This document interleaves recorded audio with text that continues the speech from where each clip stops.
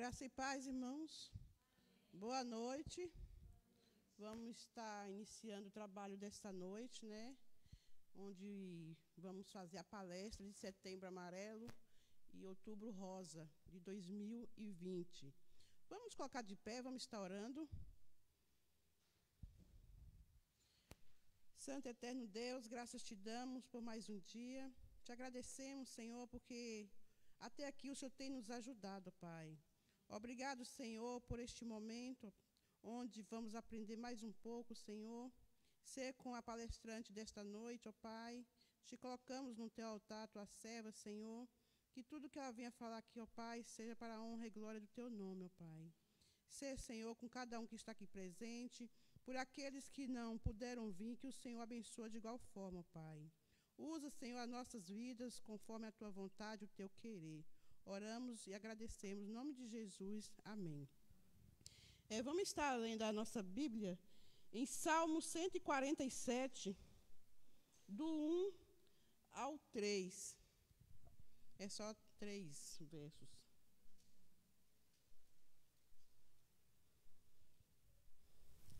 Que diz assim: Louvai ao Senhor, porque é bom cantar louvores ao nosso Deus, porque é agradável, decoroso e é o louvor.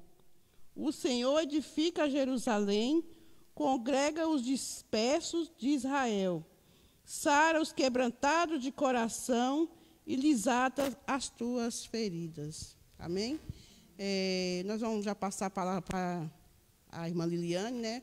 Para a gente ganhar tempo, né? Porque são 2 temas, então que ela tenha um horário bem prolongado, né? Para dar tempo fazer toda a palestra. Poderia sentar, irmãos.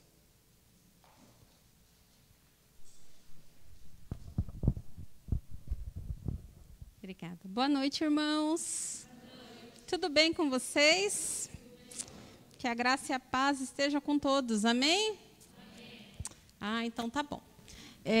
Eu vou sentar, porque me deram bastante tempo, né? Então, eu vou sentar, porque eu já estou cansada, para não ficar mais cansada. Brincadeira. Os irmãos que nos assistem de casa, a gente vai tirar um tempinho para falar um pouquinho desses 2 assuntos, que são extremamente importantes. Vou pedir licença, já que estou mantendo bastante distância de todos vocês, para tirar a máscara, tá? Aí vocês vão me ouvir melhor. Irmãos, tudo que a gente vai fazer é muita luta, né? Se eu contar para vocês a saga que foi para a gente estar aqui hoje, vocês não vão acreditar. Mas lá atrás, quando a gente planejou fazer esse encontro, e a gente precisa, obviamente, se reinventar, né? Dentro desse tempo de pandemia, como que a gente faz, né, para alcançar as pessoas, para poder trazer informação, para a gente discutir um pouquinho dos temas, sem aglomerar pessoas. Não é fácil, né? E aí nós tivemos aí o Setembro Amarelo, e agora entramos no Outubro Rosa, então foi toda uma luta, né, para a gente conseguir conciliar aí os 2 temas, mas, para a glória de Deus, estamos aqui. Mas a gente tinha marcado uma data, foi muito engraçado, né, porque quando as irmãs passaram, tem 2 datas para você escolher. Quando eu falei, né, gente, vamos fazer alguma coisa, vamos trazer uma palestra, vamos conversar com o povo, vamos fazer. Aí me passaram 2 datas. Eu falei, ótimo, né? Que aí eu consigo me programar. Aí eu me programo, tá? Mas as pessoas fazem outras programações que atropelam a nossa programação. E, por incrível que pareça, na data que a gente tinha acordado de fazer esse encontro, que seria num sábado, teve um imprevisto na escala, né, no hospital. E aí, quando liberaram a outra escala, eu estava escalada para trabalhar. Eu falei, ai, meu Deus. Aí fui atrás de todo mundo para tentar trocar, não consegui trocar com ninguém. Aí já venho atrás das irmãs. Aí agora, que dia que nós vamos fazer? Mas, graças a Deus, nós reservamos esse tempo, né? Na verdade, o Senhor reservou esse tempo. E aí, hoje, eu já tinha combinado, né? Vou sair mais cedo. Vou sair mais cedo para conseguir chegar e dar tudo certo.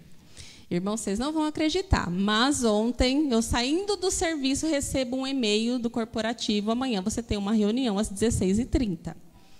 Até às 17h30. E a minha proposta era sair de lá às 16 horas. Porque a gente mora no interior, né? Então, para sair de São Paulo e vir para o interior, você precisa de tempo. Quando chegou esse e-mail, eu falei, meu Deus, e é uma coisa que eu não podia recusar, era uma reunião que eu não poderia faltar. Eu sou gestora de uma área, eu respondo por aquela área e eu era a peça fundamental para participar dessa reunião. Eu falei, ai, Senhor, não estou acreditando nisso, o que eu vou fazer? Aí falei para o Samir, filho, você vai ter que me buscar, vai ter que sair mais cedo do seu serviço, dar um jeito de me buscar, porque senão eu não vou conseguir estar lá. Já sabendo da dinâmica, né? Da distância, do trânsito por conta do horário e tudo mais. Irmãos, olha, nós deixamos todas as edições do Velozes e Furiosos no chinelo. Olha, viemos chinelando para chegar aqui, eu numa preocupação, eu falei, Senhor, aí quando chega nesse bendito trevo, aí já viram, né? Aí mandei uma mensagem para as meninas, gente, estou no caminho, estou no trevo, uma hora eu chego, mas para a glória de Deus estamos aqui, vamos conversar um pouquinho.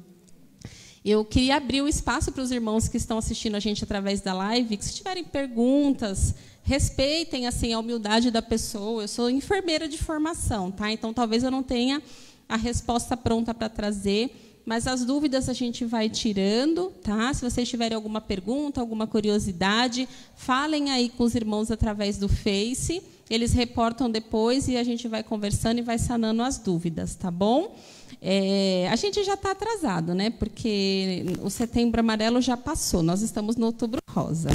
Então, vamos começar falando do Outubro Rosa, né? O Outubro Rosa, na verdade, é uma analogia, né, que na década de 90 iniciou esse processo, né, de fazer esse mês alusivo à prevenção do câncer de mama.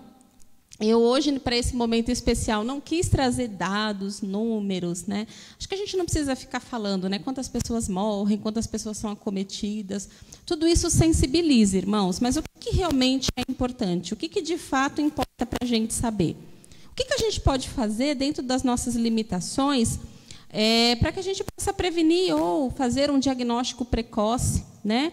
A gente está diante de uma enfermidade que ela não acomete só as mulheres, então, por isso que eu falei para os irmãos, olha, venham, assistam, porque câncer de mama acomete, numa raridade, os homens, mas o homem também tem glândula mamária, ok? Então, eles também são acometidos. Então, é importante a gente saber por que acontece, como que acontece, o que a gente pode fazer, e, especialmente, irmãos, as medidas preventivas que a gente pode ter, né? Que a gente sabe que depender hoje do poder público, do acesso ao serviço de saúde, é difícil. Quem não tem um convênio e precisa utilizar o serviço sabe. E quem tem um convênio também, tá? Porque hoje as operadoras estão cada vez mais restritas nos pacotes, nos acordos que tem com os serviços de saúde. Então, não é uma coisa tão fácil, né? Então, existe uma fila e tudo mais.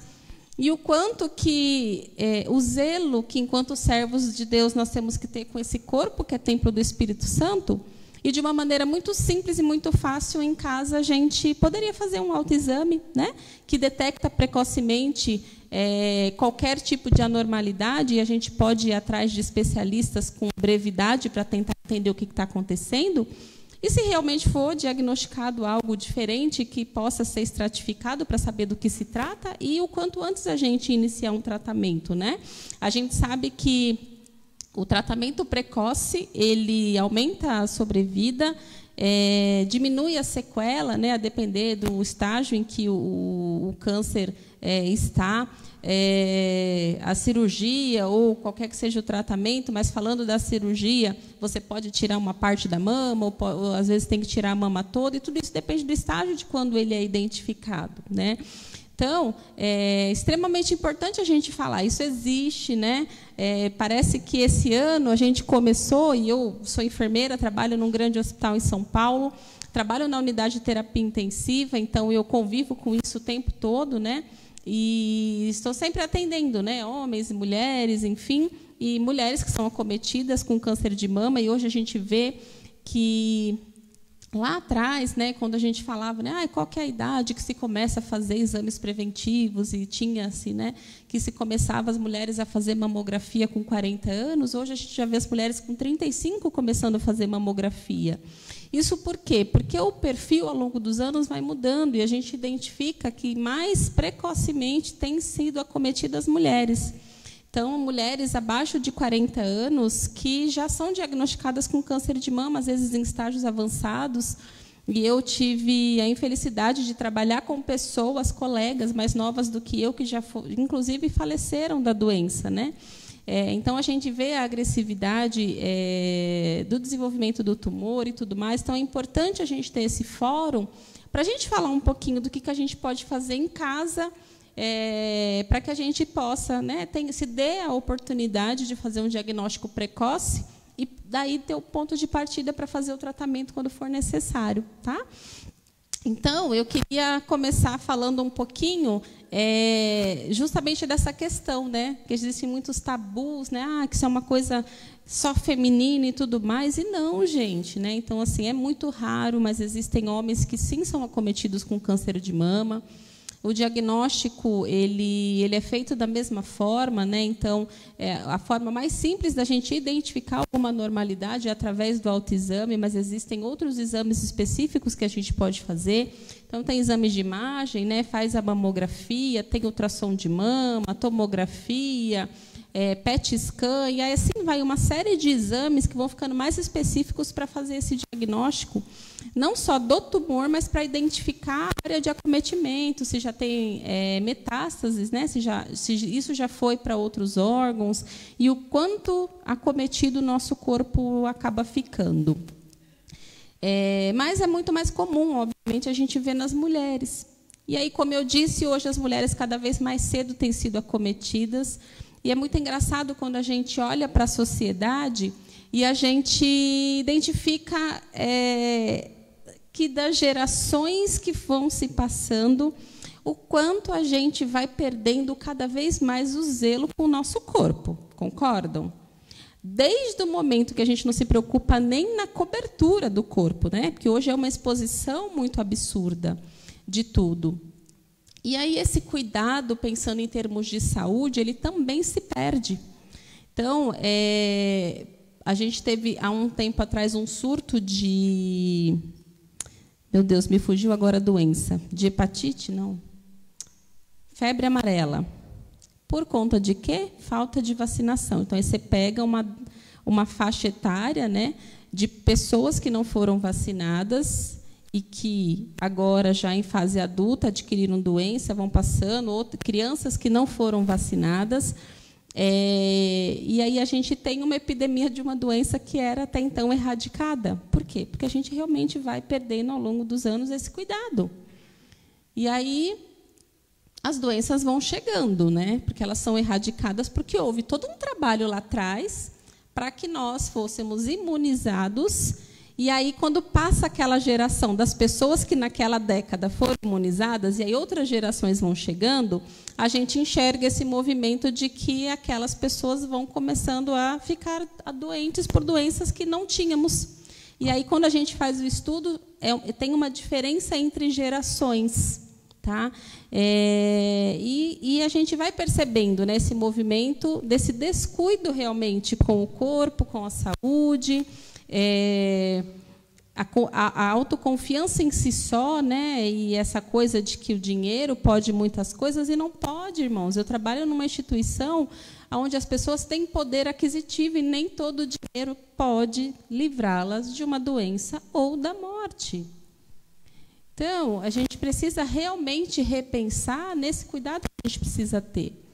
E esses cuidados básicos, né, do dia a dia. E quando a gente fala dos cânceres de uma forma geral, ou das doenças de uma forma geral, né, mas falando aqui do câncer de mama e até de outros tipos de cânceres, o que está muito relacionado? Existem questões genéticas? Sim, existem questões genéticas, né? Então, está comprovado cientificamente que as mulheres que têm histórico familiar, e preferencialmente as que são de mais proximidade, né, o grau de proximidade, mãe, irmã, tia, que foram acometidas de algum tipo de câncer, especialmente de mama, têm mais probabilidade, sim, de desenvolver. Então, existe hoje mapeamentos genéticos para estudar se a pessoa tem o gene para desenvolver tumor, tá? Então, a gente algum tempo atrás, viu a polêmica da atriz Angelina Jolie, que tirou as mamas porque ela fez um mapeamento, ela perdeu a mãe, né, com câncer de mama, e aí, no estudo, ela descobriu que ela tinha um gene, ela não tinha doença, mas ela tinha um gene para desenvolver a doença, e aí o tratamento que ela fez foi a mastectomia total bilateral e substituiu por próteses preventivamente.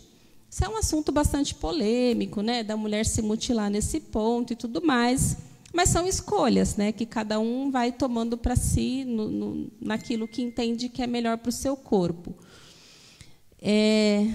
Outras coisas que também têm um contexto muito grande é a questão da alimentação. E aí a gente volta àquela primeira fala de que a gente, ao longo dos anos, vai perdendo o cuidado com o corpo. Por quê? O que a gente come hoje? Se eu falar para vocês que eu vou fazer arroz, feijão, salada, legumes, e falar para o meu filho, senta para almoçar, e botar um McDonald's do lado, o que vocês acham que ele vai comer? Gente, hoje todo mundo, assim, não tem... Claro que você comer uma pizza de vez em quando é legal, é gostoso, um lanche de vez em quando, mas o problema é que as gerações foram passando e o de vez em quando virou sempre, né? Então, a juventude, se deixar só viver de fast food, vai querer viver só de fast food, fato, né?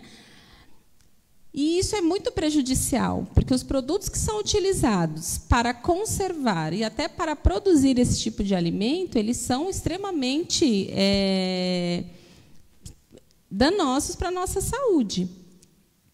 E aí a gente come gordura insaturada, tanta porcaria. É porcaria, gente. E isso vai, ao longo dos anos, agredindo o nosso organismo. Isso vai minando a nossa defesa, isso vai minando as estruturas que a gente tem dentro das nossas células, que ajudam na nossa imunidade, que ajudam na prevenção de doenças, que ajudam, falando mais tecnicamente, na prevenção de radicais livres, que são extremamente nocivos para as nossas células. E aí, quando a célula sofre uma lesão, uma agressão, e ela começa a se regenerar de forma errada, aquilo é um tumor. E a gente hoje faz isso com muita propriedade, né? Quantas mulheres, quantos casamentos, né? Vamos colocar assim, quantos casamentos hoje a gente vê sendo dissipados porque as mulheres não sabem cozinhar? Estou perguntando para vocês, tá? Vocês já ouviram falar disso? Pessoas se separaram porque a mulher não cozinha, não lava, não passa, não cuida da casa. A gente ouve esse tipo de coisa, né? Então, esse cuidado também, né, daquela mulher virtuosa que a palavra de Deus coloca, do cuidado com o seu lar, cuidado com a sua família, que é o nosso primeiro ministério. E o cuidado é isso, né? Preparar, prover, né, ali o alimento, a refeição para a família. Aí, hoje, o que é mais prático? Comprar pronto. De procedência duvidosa, ou ir comer fora, para aquelas que têm condição, porque não é barato, né? Não é barato você sair para comer lanche, ou para comer pizza, ou para comer qualquer coisa o tempo todo. Então, existe essa questão também. E aí, todos os enlatados, embutidos, alimentos industrializados, tudo isso é uma bomba relógio que vai agindo não um dia, não dois, mas ao longo dos anos. E aí, em algum momento, vai dar ruim. Diga, irmã.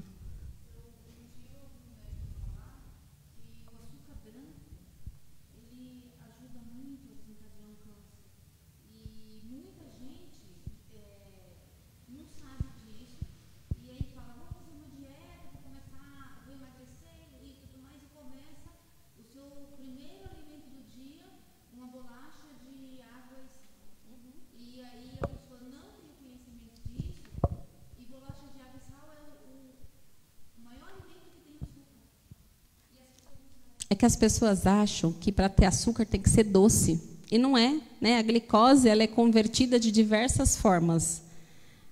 O que é doce é a questão do paladar, né? Mas aí é a sacarose, né? Frutose, do próprio alimento. Mas a gente tem muito isso, né? E até outros tipos de açúcares, né? Que a gente utiliza de forma equivocada. Tudo que é demais faz mal. Tudo que é demais faz mal. Até o que é bom, quando você faz demais, é ruim. Então, tudo tem que ter moderação. E atividade física. Atividade física é um bem, previne uma série de doenças, né? As doenças mais clássicas que acometem, né, a sociedade, a população como um todo, hipertensão, diabetes e outras doenças mais. Mas qual que é o nosso perfil? Fora os modinha de academia, de crossfit, etc. e tal. Somos sedentários, ok? Eu falo, meu pai faz mais caminhada do que eu, e ele fez 80 anteontem.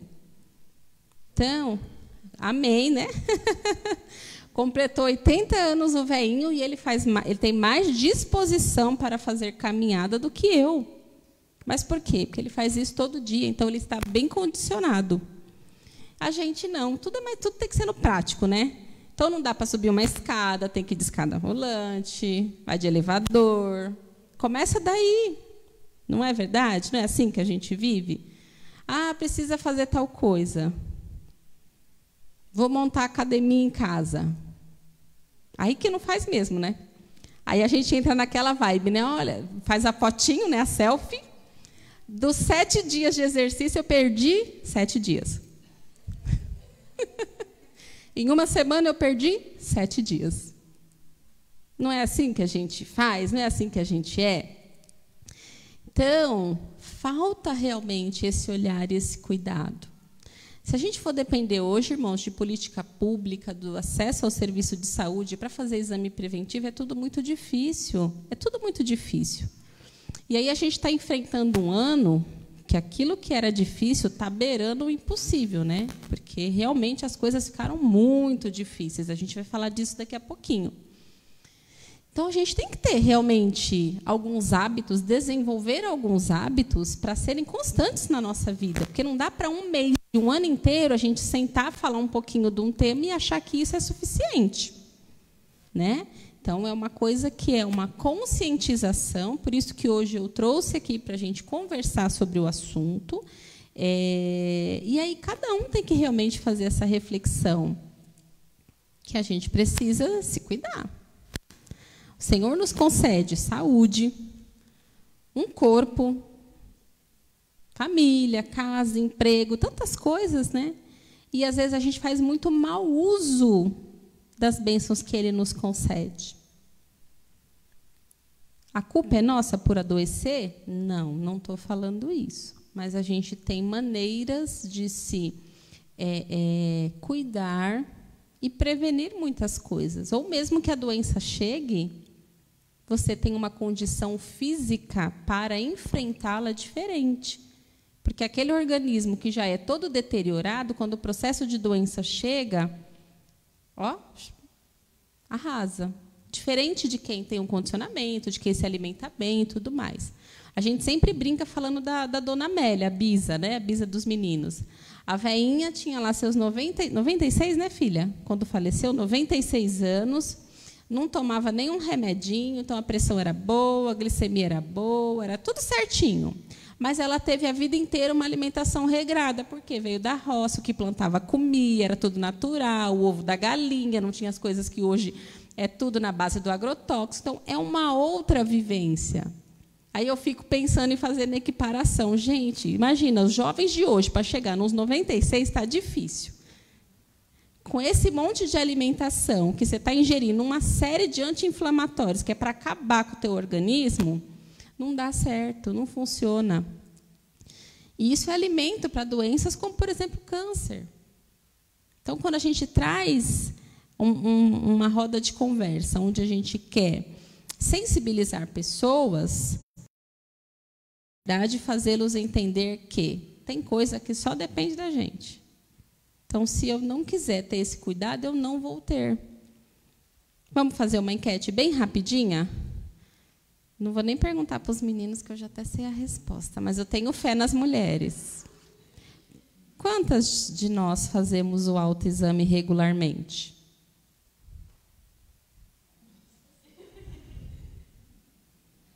Entenderam? Vocês entenderam a gravidade do negócio?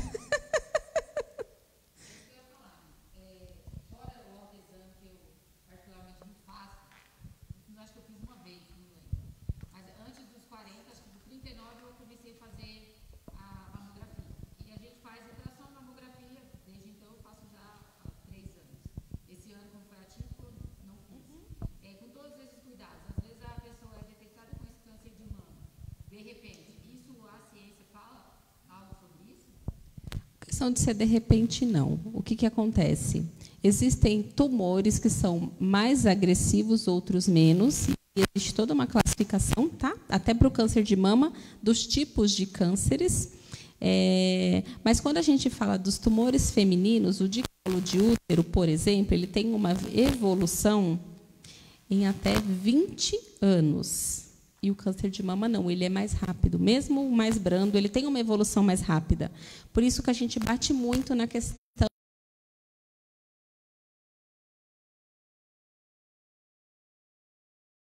de cura, né? E menor a letalidade do acometimento da doença. Então, é muito comum a gente ver pessoas que não tinham nada e, de repente, ficam muito doentes. A gente passou por isso recentemente. A Cris não tinha nada. E aí, de repente, foi fazer um exame, bum. Quando a gente puxou o histórico, ela tinha feito todos os exames um ano antes, que é o que faz realmente, né, de rotina. E não tinha nada, estava tudo normal. Então, gente, sabe o dito? Basta estar vivo para morrer? É isso. A gente tem que fazer a nossa parte. Não quer dizer que não vai acontecer.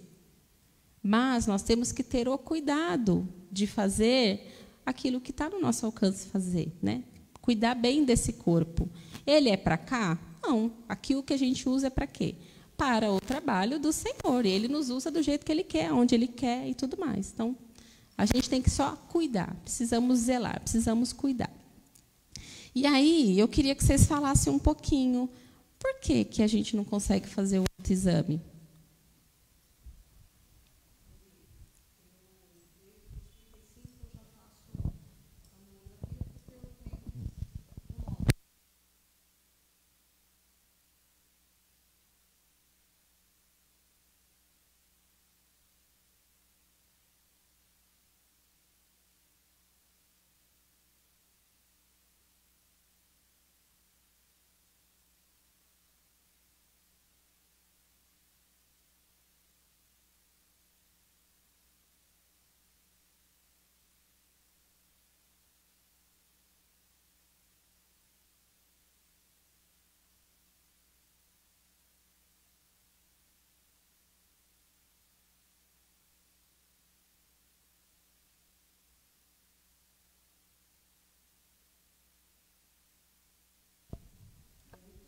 E aí, e o resto das mulheres?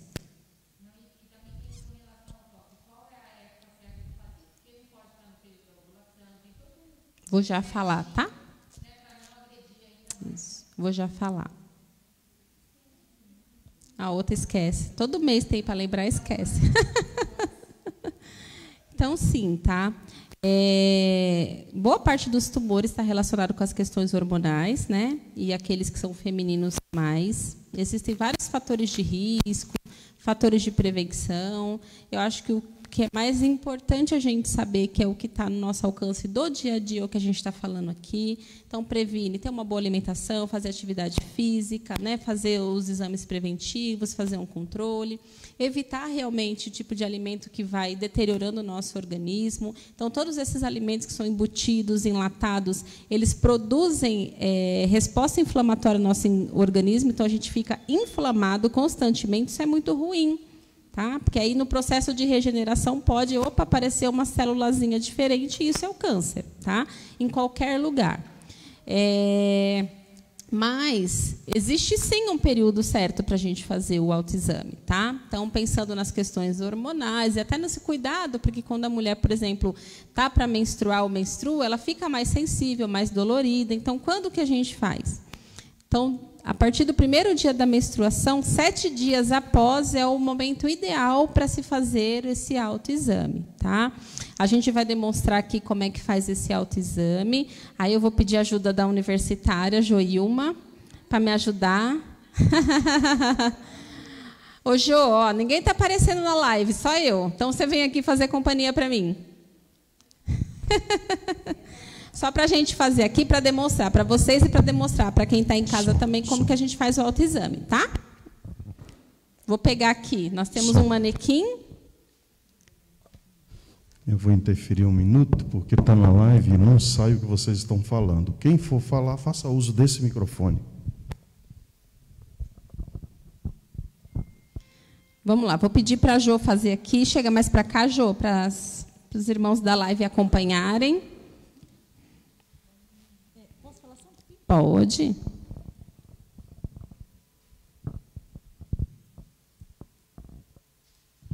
Oi, gente, boa noite. Bom, eu vou demonstrar para vocês aqui como que é realizado o autoexame. Mas é importante ressaltar que é muito importante realizar esse tipo de procedimento. Sabe por quê? Eu trabalhei um tempo exatamente, né, colhendo Papai Nicolau, e no momento antes eu sempre fazia o exame físico das mamas das nossas pacientes. Posso falar que assim, o índice é grande de mulheres com câncer de mama. Eu descobri vários casos. Então, vocês veem a importância do autoexame. Porque assim, aquilo que eu fazia como profissional, claro, nós estudamos para isso, a gente tem uma habilidade. Mas vocês adquirem também essa habilidade conhecendo o próprio corpo. Se você faz todo mês, você dá uma olhadinha, você conhece a sua mama, vocês, da mesma forma que nós, como profissionais, temos essa habilidade, vocês vão adquirir no decorrer do tempo. Então, é muito importante que vocês se conheçam, olhem, examinem suas mamas. Porque, assim, as pacientes que muitas vezes chegaram para mim no consultório que não faziam o autoexame, muitas eu detectei rapidinho, era tocar e já percebia. E com o tempo, você vai pegando mais habilidade. Então, essa habilidade também vocês vão adquirir. Então, não achem assim, eu não sou enfermeira, eu não sou médica, eu não sei. Vocês vão se conhecer, então façam. Cada dia que passa, vocês vão aprendendo e se conhecendo mais. Então, como que a gente faz? Põe lá, Jo, eu ajudo você segurando aqui para os irmãos da live poderem acompanhar, tá? Ok. O microfone aí você segura e vai demonstrando. Bom, gente, como que você pode estar fazendo? Acho que dá para... Você demonstra, segura e demonstra, que aí eu vou segurando para você aqui o microfone para você falar. Ok. Bom, você vai fazer duas coisas importantes. Você vai fazer chamado inspeção e a palpação. Primeira coisa, a inspeção que você vai fazer. É bom fazer isso em frente ao espelho. Você vai chegar na frente do espelho, tirou a roupa, você vai fazer a inspeção, você vai observar toda a sua mama. Então, você vai observar o aspecto do tecido, o tamanho, e todo mês você fazendo isso, você vai se conhecendo e sabendo como que é as suas mamas. E você vai perceber se surgiu uma diferença. Então, assim, durante um ano, eu observei minha mama, meu mamilo era assim, e, de repente, meu mamilo está tendo uma posição diferente. Ele era assim, mas ele está ficando invertido. O tecido mamário. Então, isso você vai observar. Então, você vai fazer um exame de inspeção. Você vai estar olhando, se olhando e se conhecendo. Então, você vai observar o tecido.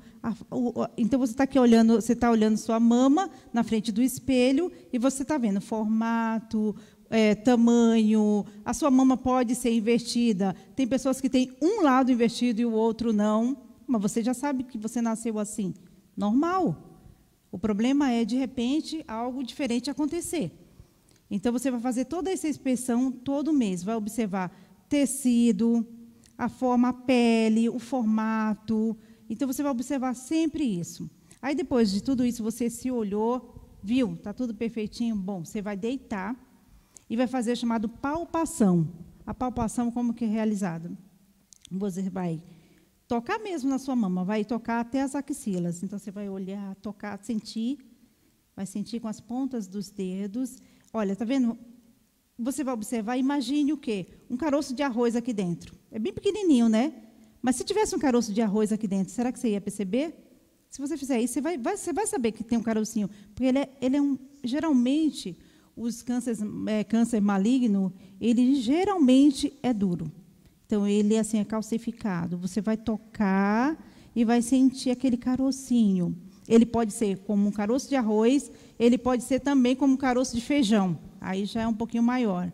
Então, aí porque é pequenininho, eu não me importo, não. Ele pode ser pequenininho. Eu já peguei paciente que eu estava tocando, como se fosse um caquinho de vidro. É diferente. Você passa a sua mão e você sente aquele, como se fosse um caquinho de vidro. Às vezes, na pontinha do dedo, você vai sentir aquele. Então, você sentiu aquilo lá, não se desespere, não apavore. Simplesmente procura um enfermeiro ou um médico. É só você procurar um profissional que ele vai avaliar e, de repente, não é nada, mas pode também ser um câncer. Pode ser o iniciozinho. Observou esse carocinho?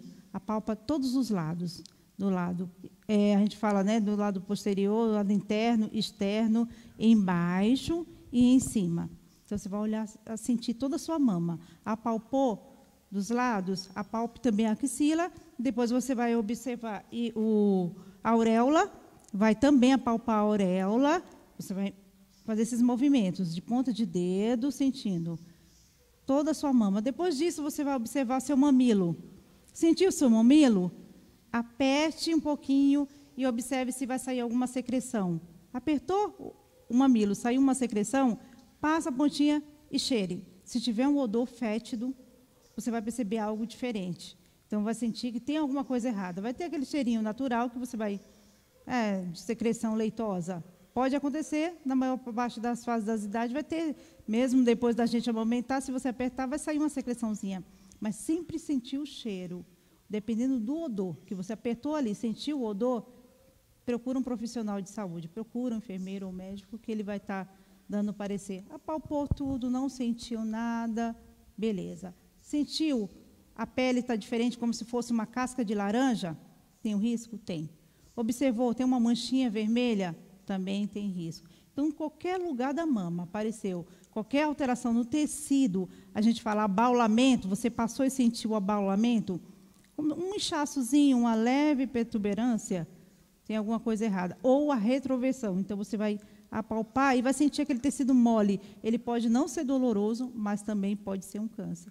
Então, todos esses, é só você apalpou toda a mama, esquerda, direita, apalpou, viu alguma coisa, procura um profissional. Do contrário, tranquilo, rotina, toda, né, conforme o médico vai pedindo, uma vez por ano, geralmente é até 2 anos, normalmente está sendo 2 anos, né? São 2 anos. Então, dependendo aí vai estar escrito lá, BIRADS no seu exame. Não apavore, é assim mesmo. É BIRADS 1, 2, 3, aí o médico vai estar avaliando direitinho, faça sua inspeção em casa e sempre fazendo a mamografia, e é isso. Deu para entender? Tranquilo, né? Entenderam, né? Então, vamos fazer? Vamos fazer para a gente treinar? É na gente, levantem, vamos fazer. Vamos simular aqui o autoexame para a gente treinar, ok? Tem problema do bojo. Todo caroço que a gente encontrar é câncer? Não. Tá? Existem outras coisas, bolinha de ar, gordura, cisto, enfim, outras coisas. Nem tudo é câncer.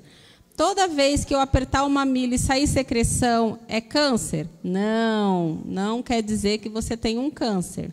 Mas são sinais que a gente já acende o sinal de alerta e precisa ir atrás, precisa ver, descobrir o que é. Às vezes não precisa fazer nada, é só ir fazendo o controle, mas você vai saber que tem alguma coisa ali diferente que precisa tratar, tá? Então, vamos fazer. Não quero preguiça de ninguém.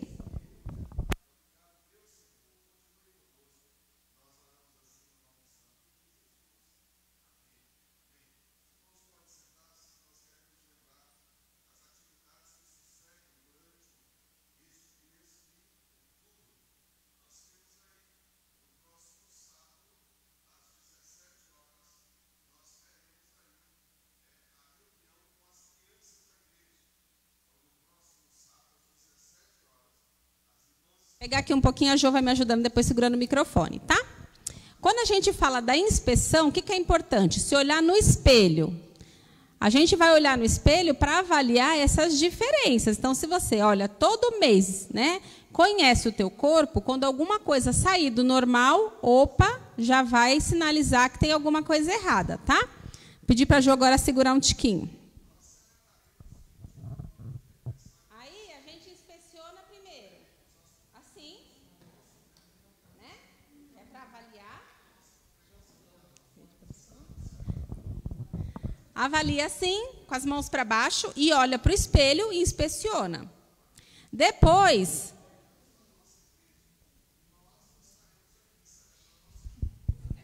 quando a gente vai para a praia, todo mundo faz foto assim, né?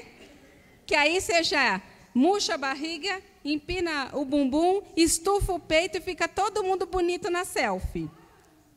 Então, a gente faz essa posição por quê? Porque se tem alguma deformidade, na hora que você levanta e retrai a mama, também dá para perceber, tá? Então, o autoexame tem que ser feito dos dois lados, ok? Então, com a mãozinha para trás, deitadinho, ou em pé também dá para fazer. A gente tem que inspecionar toda a mama, ok? Inclusive a axila. Por quê? Porque existem nódulos que às vezes já estão na axila, comprometem a axila. Então, temos que inspecionar a axila também. Vamos para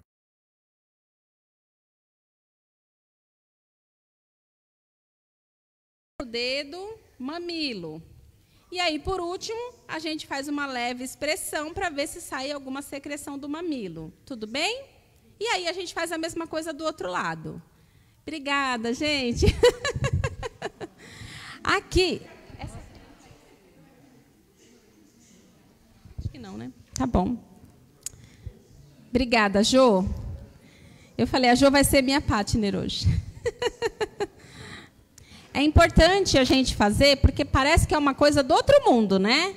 Parece que a gente está falando de uma coisa que é muito difícil de fazer. Não é rápido, um método barato, auxilia muito, né? Como a Jo mesmo trouxe aqui a experiência dela de trabalhar num serviço onde ela trabalhava diretamente com esse tipo de procedimento, diferente de mim, tá? Eu trabalho já nos cânceres diagnosticados, às vezes em fases terminais, né? A Jo não, a Jo pega o comecinho das mulheres quando vão fazer ainda o diagnóstico. Então, não é uma coisa difícil de você realmente sentir que tem alguma coisa diferente, você sente alguma coisinha ali, tá? Não precisa se assustar, se desesperar, mas é importante fazer esse exame, fazer o autoexame, ele realmente diagnostica até 80% dos tumores, tá bom? Então, é um número bastante expressivo de um método que é bem simples e que em casa a gente consegue fazer tranquilamente, tá bom? A Gi tinha levantado a mão, acho que ela queria perguntar alguma coisa. A Giovana.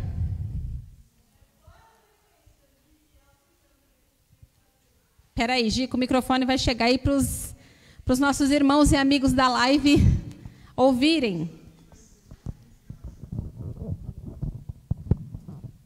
Qual a frequência que a gente faz o autoexame? Todo mês. Todo mês ele deve ser feito. Então, a mulher menstrua, 7 dias após a menstruação, ela deve fazer o autoexame. Por que nesse período?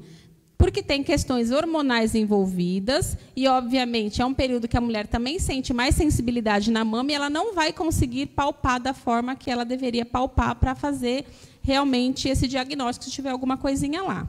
Ah, eu já estou na menopausa, não menstruo mais. Eu sou homem, eu não menstruo, obviamente. Como que é feito? Aí, para as pessoas que não têm mais menstruação e para os homens que também podem fazer o autoexame, é só estipular um dia do mês para que todos os meses, naquela data, ele faça o exame.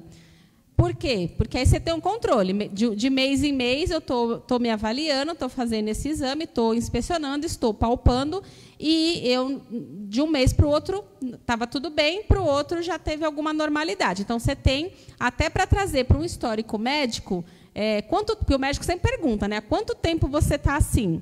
Há um mês? Porque o mês passado eu fiz o exame e estava tudo bem. há um mês sendo otimista que você vai conseguir passar na consulta rápido, né, irmãos? Então, por isso que é importante a gente fazer a prevenção. Tá? O trabalho a gente tem que fazer em cima de medidas preventivas. Dá para tratar? Dá para tratar. Mas por que eu vou esperar as coisas acontecerem para depois eu correr atrás do prejuízo se a gente pode fazer algo antes? Tá? Quando a mulher está no período que não tem mais menstruação, ela corre o risco de adquirir um câncer? Sim, sempre. As questões hormonais para a mulher têm um peso muito grande, né? Não só para o câncer de mama, mas para outros tipos de cânceres também. Porque o câncer está muito relacionado com questões hormonais. E aí é um período que a mulher está na loucura dos hormônios, porque está saindo da fase de vida produtiva e entrando numa menopausa. Então, quando eu tenho que parar de fazer o autoexame? Quando? Nunca, né? Então, assim, todo mês, religiosamente, a gente precisa fazer esse controle, tá bom?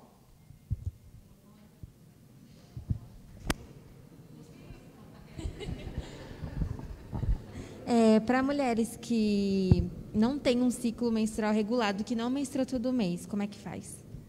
Aí também, quando você teve a menstruação, conta 7 dias e faz o exame. E aí, no mês seguinte, você vai fazer exatamente no mesmo período que você fez no mês anterior. Agora, se o ciclo não é regular, e que isso acontece com bastante frequência, principalmente quando as meninas menstruam, né, demora um pouquinho para regular, ou tem mulheres que nunca regulam, é importante passar também com o especialista para avaliar o porquê, tá bom? Às vezes a gente fica muito nessa coisa de que, mas é virgem, vai passar no ginecologista. Gente, isso é tabu, tá? Então, assim, nem tudo que a gente vai no ginecologista precisa fazer algum tipo de exame invasivo que vai romper com todas essas coisas. Então, a gente precisa ter esse cuidado. Existem cistos, miomas, enfim, uma série de doenças que estão relacionadas com as questões hormonais e que elas têm ação direta nessa questão da menstruação. Então, no início, quando a menina menstrua, está mais relacionado justamente com essa regulação hormonal, porque ela está saindo de uma fase de criança entrando na adolescência, então o organismo dela sente tudo isso, mas a tendência é que isso entre num padrão de normalidade, e aí ela tem uma regularidade do ciclo. Se isso não acontece, e isso, né, vai se perpetuando dessa forma, em algum momento ela precisa passar por uma avaliação médica, né, para que seja feito alguns exames. Às vezes tem cistos, pequenos cistos, tá bom? Que comprometem todo esse processo, tá? O que mais? Nem parece que mora comigo. Vai dar oportunidade, né? Como a gente já percebeu, o câncer está muito relacionado à questão hormonal, principalmente para as mulheres, por questões óbvias, mesmo nós mesmos, a anatomia da mulher. E o uso de anticoncepcional é relacionado a alguma coisa? A gente fazer o uso ou a gente não fazer o uso? O uso de anticoncepcional, ele é inclusive indicado em tratamento de algumas questões que não têm o controle dos hormônios, tá? Para fazer terapia de reposição. Em algumas situações ele é benéfico e para outras ele é maléfico. Todo tipo de remédio trata alguma coisa, mas ele tem os seus efeitos colaterais, tá? Então, tudo aquilo que mexe com a questão hormonal e com outras ações também do organismo, ao longo da vida, pode sim trazer algum tipo de malefício.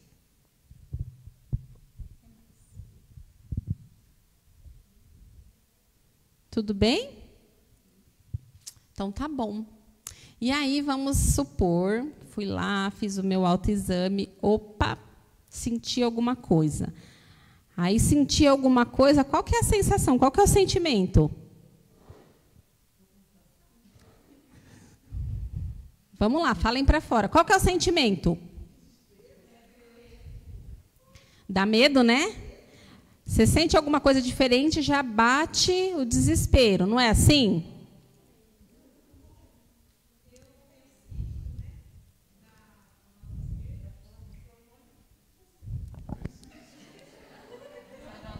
É para live, irmã. Às vezes a tua dúvida é de outras pessoas que estão vendo a gente em casa. Eu tenho um cisto. Aí, a primeira vez, e a minha mãe inchou muito, eu fiquei desesperada. Aí foi onde eu falei, a irmã Joilma, aí ela trouxe 2 alinhamentos do exame para mim fazer, era a mamografia e ultrassom da mama. Aí eu fiz particular, aí eu passei no médico, o médico disse que eu estava com cisto. Só que o cisto é em líquido. Aí ele fez a punção, né? Aí fez o exame e falou e não era nada, não era ânsia, não era para mim ficar despreocupada. Aí vai, esse dia mesmo tornou a inchar de novo, eles esperaram vir uma irmã Liliane, ela olhou e tudo, mas é o médico e só Deus, né? Ele fica falando, não é nada e tudo, mas eu me preocupo. E incha muito, dói as costas, dói os braços. Então, eu falo, como é um cisto, doutor, e incha muito? Ele fala, é normal. Então, meu marido fala, eu tenho que passar em outro médico. Ele nunca vi cisto inchar tanto para ser normal. Existem doenças da mama de característica inflamatória, que acho que é o teu caso, né? E aí, de tempos em tempos, ele entra em atividade e, realmente, quando está inflamado, incha, que é uma característica da inflamação, fica bastante desconfortável, sai secreção purulenta, às vezes, né, pelo mamilo, porque realmente tem secreção lá dentro, e aí precisa tratar. Às vezes, a gente precisa, sim, de uma segunda opinião, né? Não só nessa questão, mas em outras questões de saúde, né? O médico, ele estuda há muito tempo, ele é um profissional extremamente capacitado, mas ele é ser humano, e como seres humanos, todos estamos fadados a falhas, a erros. E, às vezes, faz um diagnóstico precoce, erroneamente, e isso destoa muito do resultado final do tratamento, né? Porque você não está tratando aquilo que tem que ser.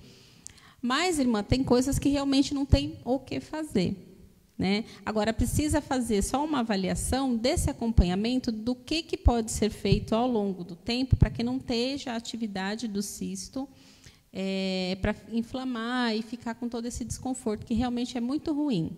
Então, se um cisto que dificulta a mobilidade, que dificulta você fazer algumas atividades, porque realmente compromete, dói muito o lado acometido, a axila, porque existe toda uma questão do sistema linfático que está em atividade para tratar dessa infecção que está ali. Então, gera um desconforto muito grande.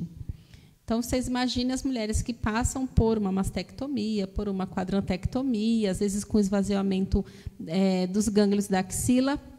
E existe todo um cuidado, né, para essas pacientes no pós-operatório, justamente por conta desse risco mesmo, tá?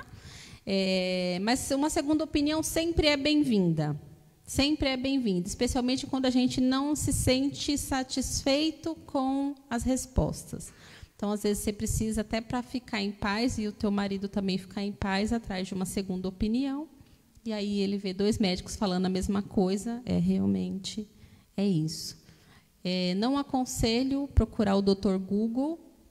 Hoje eu tive uma funcionária que foi fazer um exame e ela me mandou uma mensagem: chefe, me ajuda, porque pelo Google eu já estou em cuidados paliativos.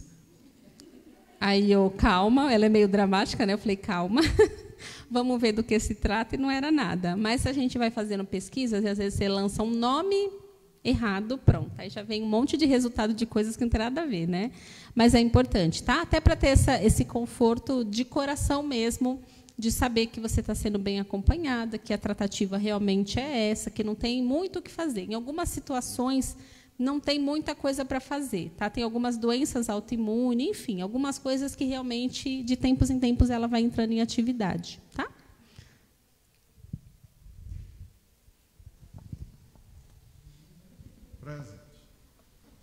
Então, quem tem esse tipo de cisto, com o tempo ele vai desaparecer. Por exemplo, quando a mulher entra na fase da menopausa, isso vai desaparecer no caso da hemicélia, né? Ela não vai ter mais esse inchaço, ela não vai precisar passar no médico, isso não vai precisar ser tirado. Quem tem esse tipo de cisto pode ficar tranquilo que isso vai desaparecer? Como você, por exemplo, tem um cisto no ovário que ele pode desaparecer conforme a sua idade. Isso está relacionado ou é totalmente diferente? É diferente, tá? Alguns com terapia hormonal desaparecem, mas nem sempre. A minha mãe tem um, bem grande, né, mãe? Que nunca desapareceu.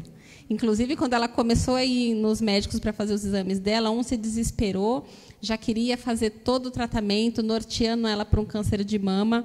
E, de verdade, se fosse um tumor do tamanho do que ela tem, que é quase uma laranja, ela já teria falecido do câncer, né? Então, nem tudo some, mas às vezes a gente convive com um cistinho lá para toda a vida, porque existem cistos de gordura, e isso não sai, né, gente? Cisto de gordura não sai, continua lá. Existem alguns cistos que é uma bolinha de... A gente fala bolinha de água, ele é aquoso, mas ele não tem nenhuma repercussão, a gente não sente nada, é pequeno. Eu tenho um.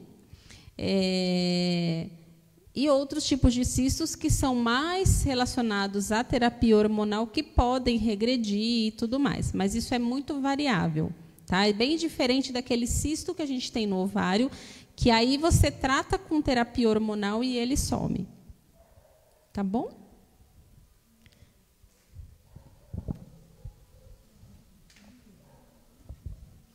Posso tirar?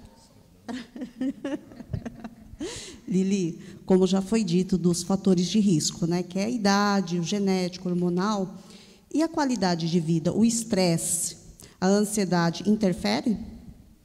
Muito. Muito, muito, muito, muito.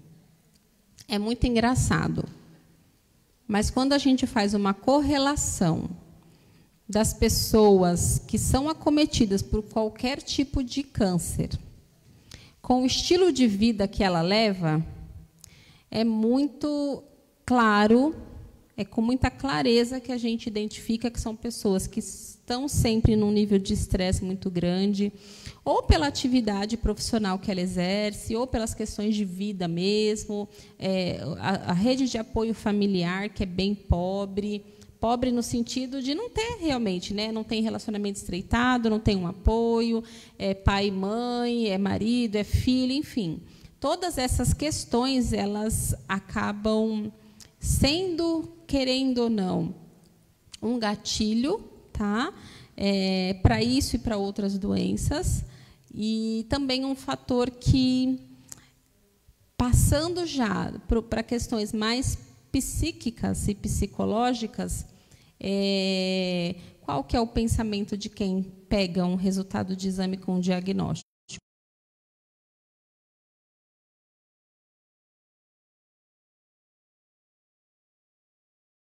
Quando a gente fez um exame, pega um resultado positivo para câncer. Qual que será a sensação? Como que fica a cabeça dessa pessoa?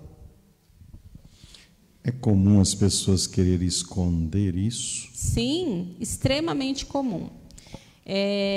Hoje eu posso falar, mas eu recentemente tive uma situação com uma colaboradora que todo mundo percebeu que ela estava ficando diferente.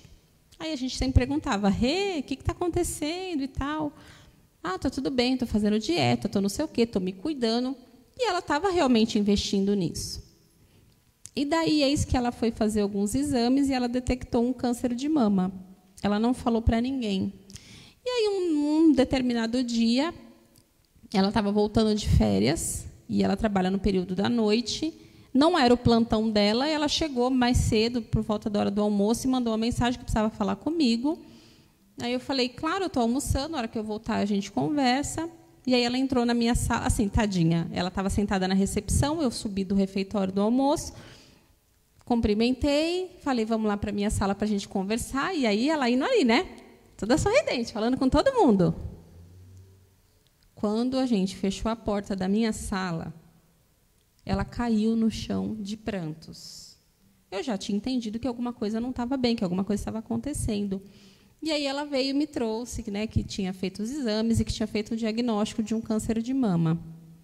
E ela já estava com esse diagnóstico há alguns meses e ela não tinha falado para ninguém, nem na casa dela, nem para a família dela. E aí você vai acolher, vai cuidar, vai entender o porquê, todo o contexto, e aí são várias coisas, né? Ela tem a mãe que perdeu um irmão recente, então ela não queria trazer uma notícia triste, ela sabia que a mãe ia entrar em desespero, então tem vários motivos. Às vezes ela não se sente acolhida, tem toda a questão de já pensar na mutilação, né? Então, a primeira coisa que você pensa, vou morrer. Então, você pega um diagnóstico de câncer qualquer, você sai de lá com o quê? Você sai do consultório médico com o quê? Com atestado de óbito, não é assim?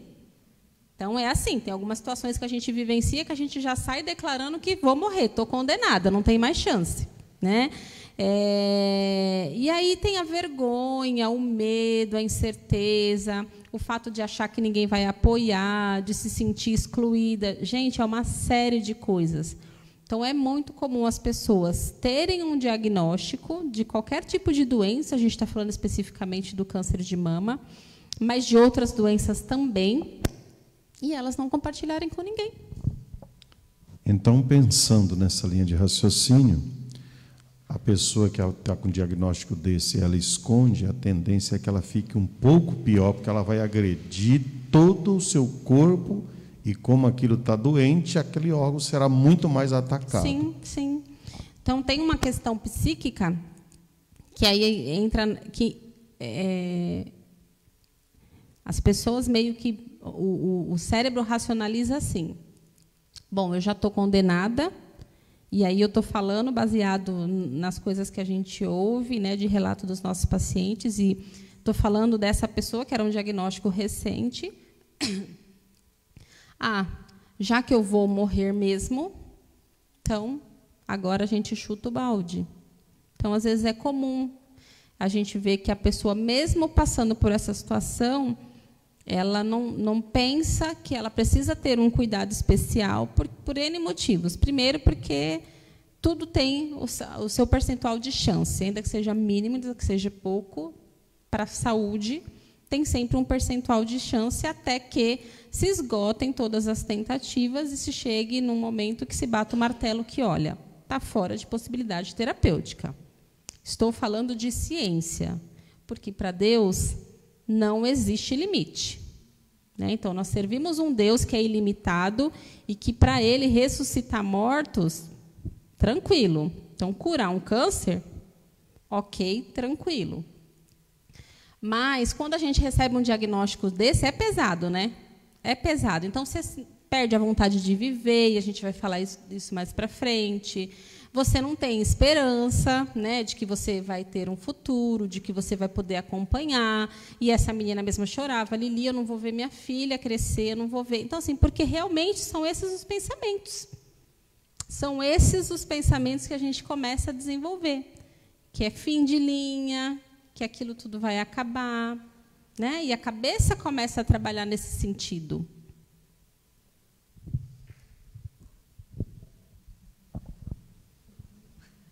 Lili, quem já teve câncer de mama, qual é a chance de reincidir? Existe uma possibilidade, tá? Não necessariamente de ser um câncer de mama, mas que pode ter outro órgão acometido. Pensando naquele comecinho que a gente falou de pessoas que têm uma genética propícia para tumor, tá?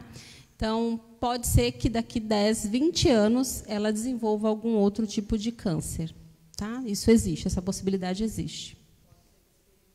Sim, sim, sim. O que mais? Tudo bem?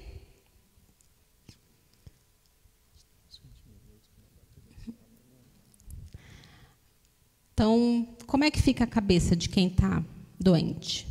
Difícil, né? A gente já é a 1000 por hora sem ter nada, né? Eu vivo brincando lá no meu serviço, meus funcionários chegam, tudo se atropelando, aí na hora de ir embora, é uma pressa de ir embora, se atropelando, aí eu brinco com eles e falo, nossa, parece que vocês moram tudo no trailer, que vocês vão chegar e alguém vai ter carregado, que a casa não vai estar lá esperando, que é um desespero. Povo muito jovem, né? Sai daqui, entra ali e tal, muito ativo e tudo mais. E aí, quando a gente tem um diagnóstico de uma doença, a cabeça não fica boa, né? E aí, somado a isso, a gente tem outras questões da nossa vida, questões práticas e tudo mais. E hoje, cada vez mais, as questões relacionadas à depressão estão cada vez mais presentes. né? Então, qualquer coisa hoje é motivo. Então, antigamente, todo mundo fazia brincadeiras com todo mundo na escola e tudo bem. Hoje é bullying, hoje é uma série de mimimis para muitas coisas. Eu não estou dizendo que isso tem que acontecer, mas o quanto a gente, ao longo dos anos, vai romantizando algumas situações, e aí a gente está vendo que cada vez mais a sociedade está ficando doente, porque a cabeça não consegue acompanhar. É um volume de informações muito grande, os sentimentos se tornam muito aflorados em todos os sentidos, no mais, no menos. E aí a gente tem uma grande quantidade de pessoas que são depressivas e que elas nem sabem que são depressivas. E aí vivem numa máscara, né, o tempo todo, e quem está ao redor também não consegue identificar. Acha que está tudo bem. Será que é fácil?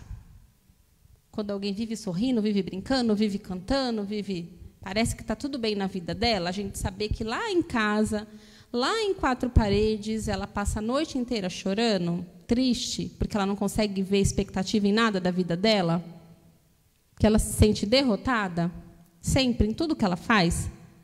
Minha vida pessoal, minha vida profissional, minha vida sentimental, na minha escola, no meu trabalho.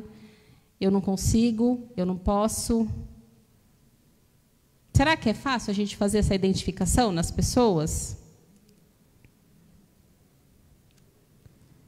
Não é. Não é, porque a gente vê muitas pessoas, e a gente fala tranquilamente dos artistas, por exemplo, né, que para a mídia parece que estão ok. E aí você pensa que não, dali a pouco vem a notícia, se suicidou. Nossa, mas tinha tudo, tinha dinheiro, vivia bem, vivia viajando, mas se suicidou. E aí, quando vai descobrir toda a história, não, já era uma pessoa que vivia triste, vivia chorando pelos cantos, já não tinha mais expectativa na vida, não tinha esperança de nada, para ele já tinha o fim anunciado antes do tempo. E como será que fica a cabeça depois de 7 meses de reclusão? Esse ano foi difícil, né? Toda a nossa vida foi sendo modificada, né? Então, quantas pessoas perderam o emprego? Quantas pessoas que tiveram que migrar de área? Quantas pessoas que tinham uma atividade diária? Eu saio, eu vou para a escola, eu saio, eu vou para o trabalho, e aí, de repente, perde tudo isso e se vê em casa sem poder fazer nada, olhando para o nada, literalmente. Será que é fácil?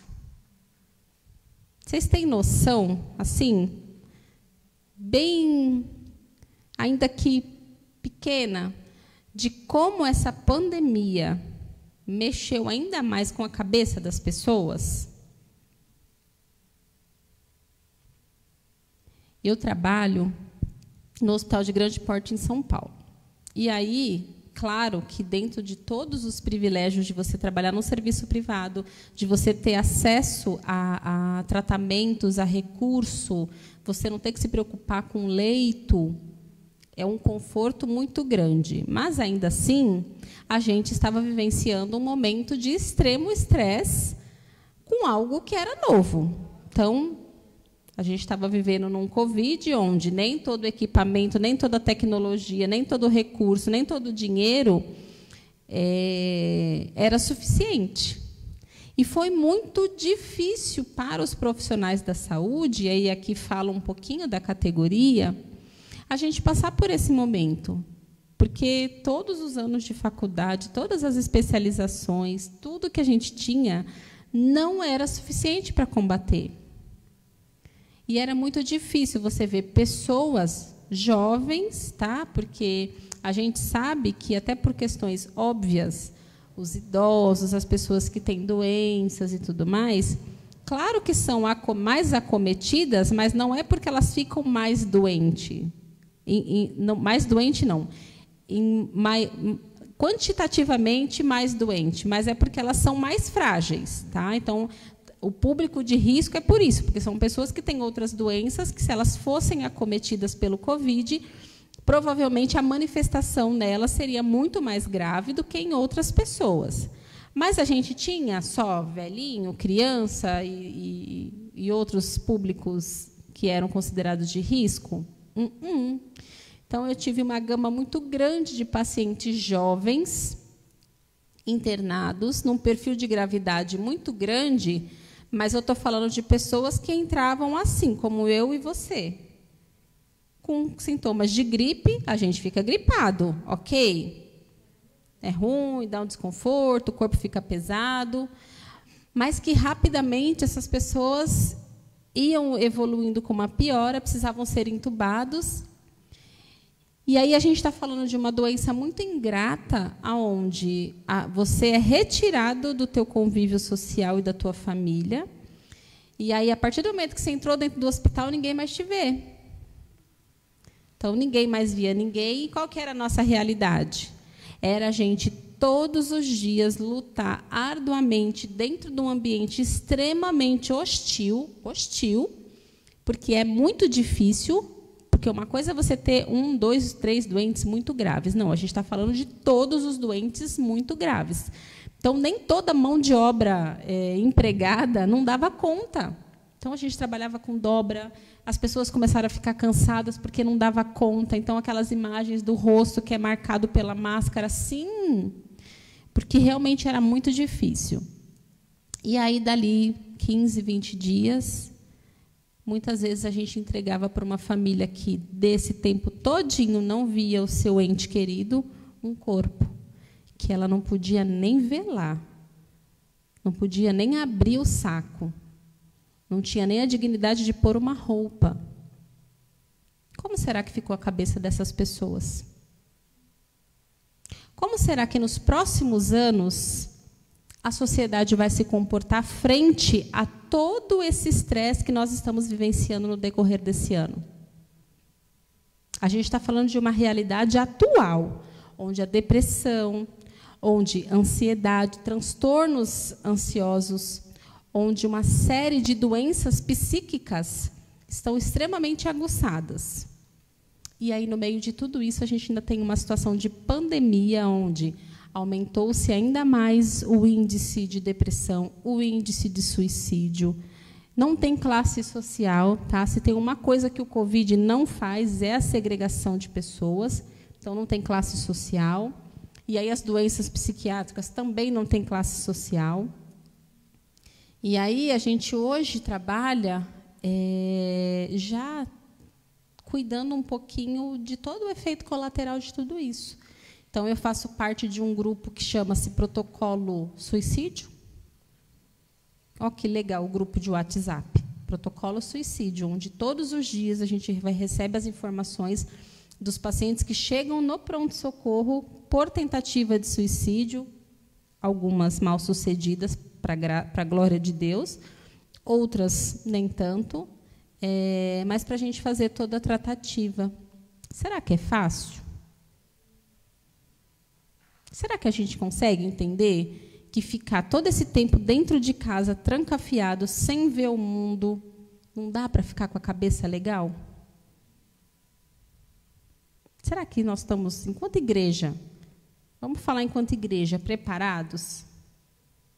Gente, a gente tem toda uma situação, e, somado a isso, a gente tem um inimigo que trabalha o tempo inteiro para realmente colocar na cabeça das pessoas que não vale mais a pena, que não tem por que continuar, que é melhor acabar com tudo isso, com esse sofrimento. Quantas vezes eu ouço meninos jovens, meninas lindas, jovens, ricas, com tudo, que aí chegam no hospital, aí você vai conversar um pouquinho. Não, mas eu ouço falando no meu ouvido que eu tenho que fazer isso, porque para mim já acabou. E aí ali você tem que entrar no espírito de intercessão, porque, olha, não é fácil. Tem dia que eu saio do meu serviço que parece que eu levei uma surra, porque essa luta espiritual ela é muito grande, ela existe. Não dá para a gente fechar os olhos e fingir que ela não acontece. Eu tenho que tratar o físico? Sim. Mas eu tenho uma missão além, que é cuidar do espírito e entender que essas coisas têm um componente espiritual, sim. E o quanto é difícil, dentro de uma equipe heterogênea, né? Porque eu trabalho com pessoas de todas as religiões, ok? Eu poder exercer o meu papel de serva do Senhor e cuidar dessas pessoas de uma forma diferente. E mais do que isso, quantos colaboradores eu não tenho que acolher todos os dias? Porque não foi fácil também para os profissionais da saúde que estavam na linha de frente. Então, eu tenho pessoas até hoje que estão afastadas. Por quê? Porque não era realmente viável todos os dias conviver com aquele estresse. Então, você nada, e chega no final do dia, morre. Porque era assim. Aí você via pessoas jovens morrendo, pessoas mais idosas morrendo.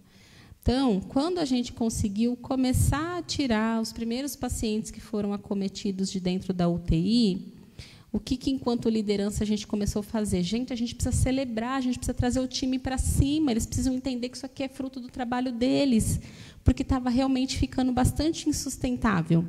O clima.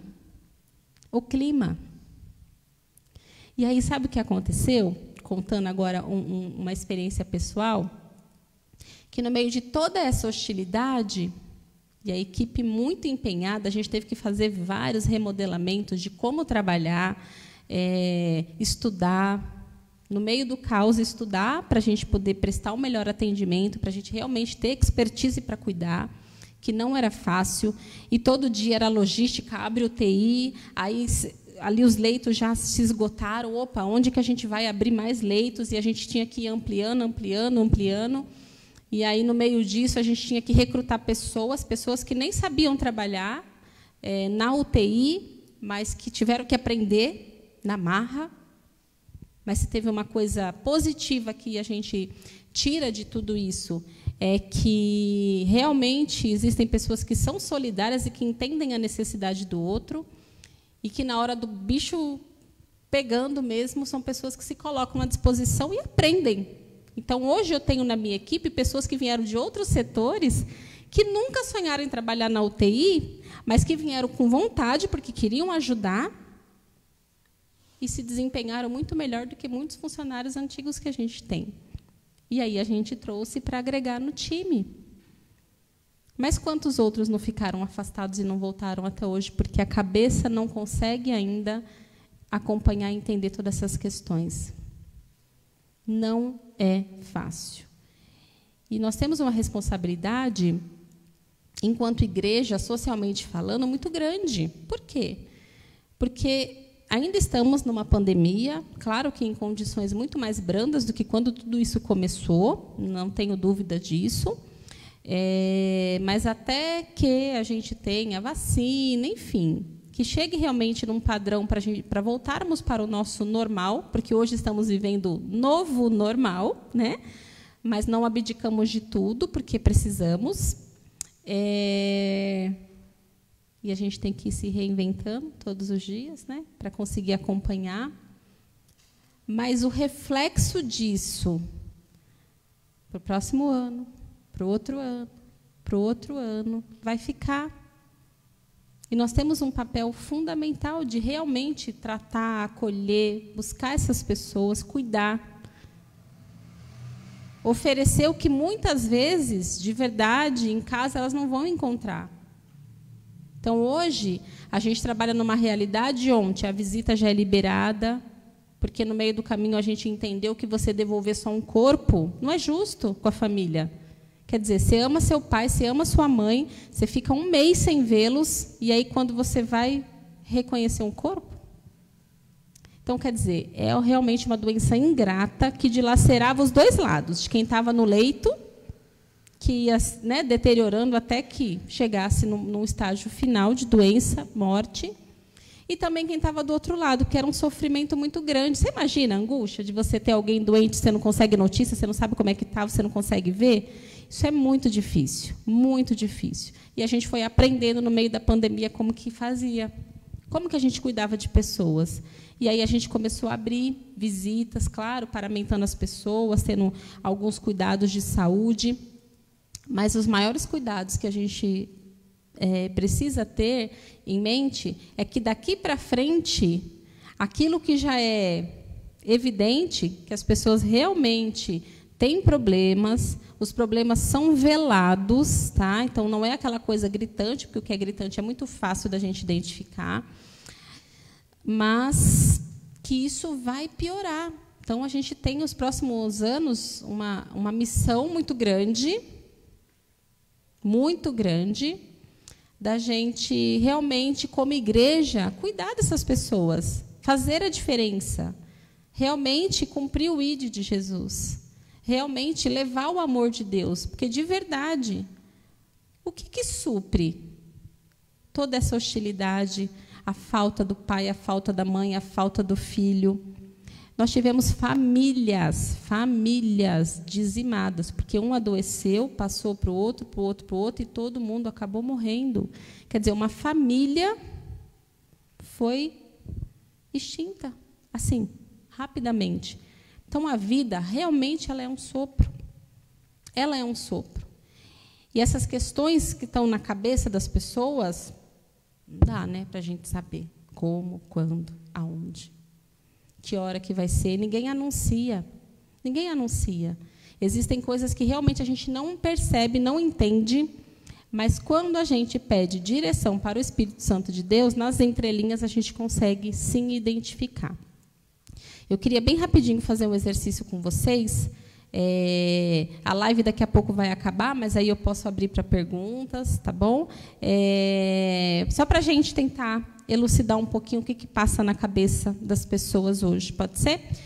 Vou pedir a ajuda dos meus filhos para distribuírem aqui um materialzinho rapidinho para a gente fazer esse exercício.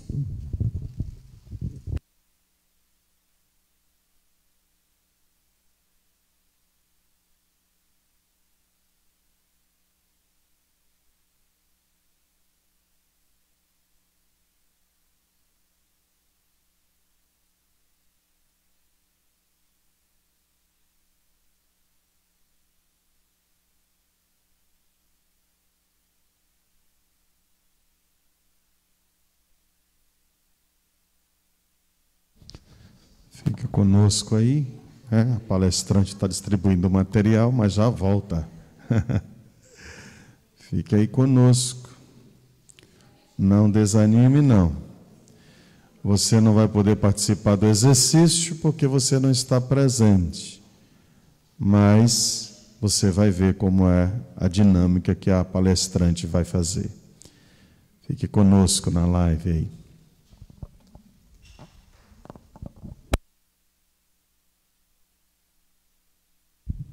Todo mundo pegou? Ó, vamos lá. Primeiro vamos encher as bexigas. Força, força, força.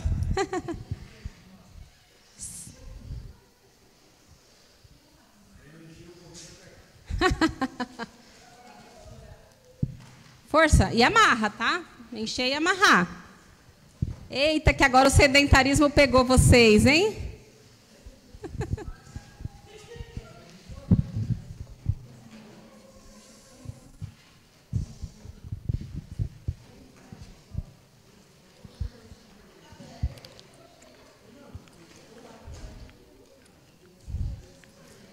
Foi? Todo mundo amarrou? Que foi, Gi? Não, papel não é para pôr dentro da bexiga, não.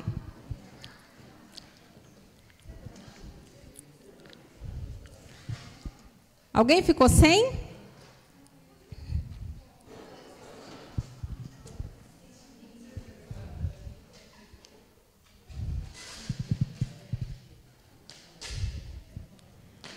Todo mundo? Bom, todo mundo recebeu aí um problema. Vamos abrir o problema? Todo mundo recebeu um problema. Agora vocês vão ter que resolver o problema. Ih, não era para pôr aí dentro não, pastor.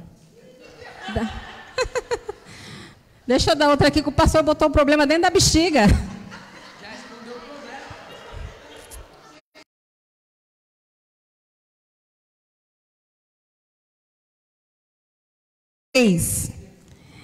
Porque vocês fizeram uma coisa que não foi um comando. Olha só, né? A gente não deu o comando. Falei que ia distribuir, mas não falei que era o que era para fazer. Aí a ansiedade faz a gente fazer coisas erradas. Mais alguém que colocou? Tá bom. Ó, vamos ler só alguns problemas, tá? E assim, vocês vão ter que resolver os problemas. Kimberly, qual é o seu problema? De onde os agricultores conseguem sementes para plantarem melancia sem sementes? Como é que planta melancia que não tem semente? Com o quê? Pelo quê? Que raiz? Ela não tem nem semente? Natália, qual que é o seu problema? Adão e Eva tinham umbigo? E aí? Como é que forma a cicatriz umbilical? Como é que forma a cicatriz umbilical? Pois é. E eles nasceram de parto? Então eles têm umbigo? Cri, cri, cri. Filha, qual que é o seu problema? Porque o golpe se chama Boa Noite Cinderela, se quem dorme é a bela adormecida. E aí? Não? Raquel, qual que é o seu problema? Ai, eu estava aqui já pensando antes. Se o vinho é líquido, como pode ser seco? E aí? Como é que o vinho, existe vinho seco se ele é líquido?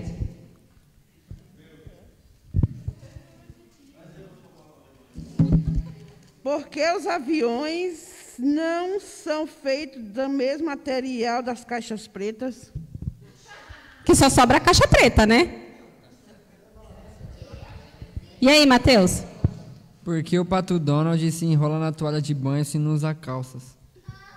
Ele não usa calça. Vocês já viram o desenho do Pato Donald? Ele não usa calça, mas quando ele toma banho, ele está de toalha. Cobrindo o quê? Se ele passa o tempo todo sem calça.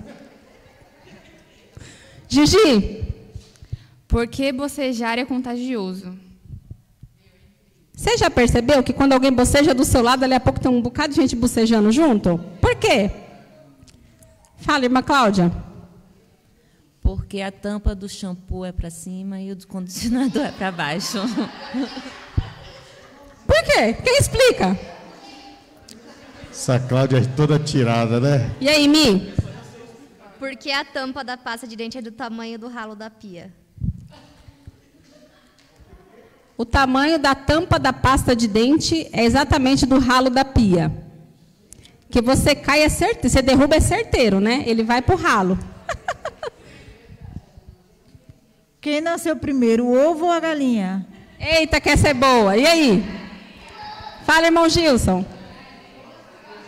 Isso, agora... Ninguém nunca vai saber isso. Porque tudo junto se escreve separado e separado tudo junto. Por quê? Por que que tudo junto é escrito separado e separado é tudo junto? Perguntar para o meu marido. Porque a primeira atividade nos Alcoólicos Anônimos é se apresentar aos demais. Se o nome é Alcoólicos Anônimos, por que você tem que se apresentar se é para ser anônimo? Fala, irmã Eliana. Qual a raiz quadrada de π? Resolva essa equação. Vamos ver as meninas da cabine. Para que serve o bolso em um pijama? O que a gente guarda no bolso do pijama? Porque, afinal de contas, você vai dormir, né? Mas por que colocaram um bolso no pijama?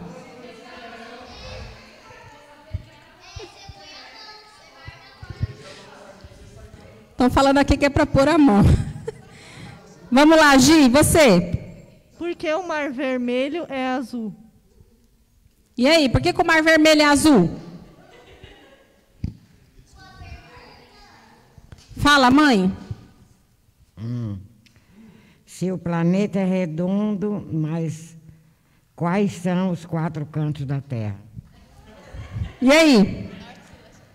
O planeta é redondo e ele tem 4 cantos? Essa dona Um Luzia círculo sai tem com cada cantos? uma, hein? Essa dona Fala, Luzia filho. sai com cada uma. Eu não tenho nada.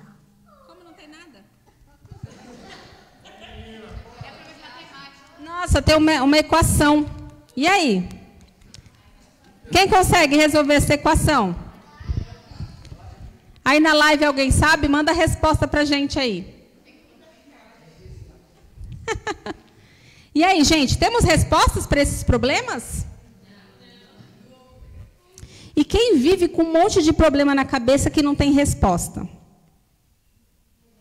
O que acontece? Ó. Porque não põe para fora, né? Aí põe lá a máscara. E de verdade, né? Agora com essa onda de máscara, a gente não sabe mais se está triste ou se está feliz, né? Aí põe lá, se veste no papel de que está tudo bem. E as coisas vão, ó. E aí chega uma hora que acontece o quê? Quando a gente não consegue resolver o problema. E agora, para quem não tem resposta para o problema, nós vamos estourar a bexiga. Cada um de vocês ganhou um problema. Vocês têm resposta? Então, quando a gente não tem resposta para o problema, o que acontece?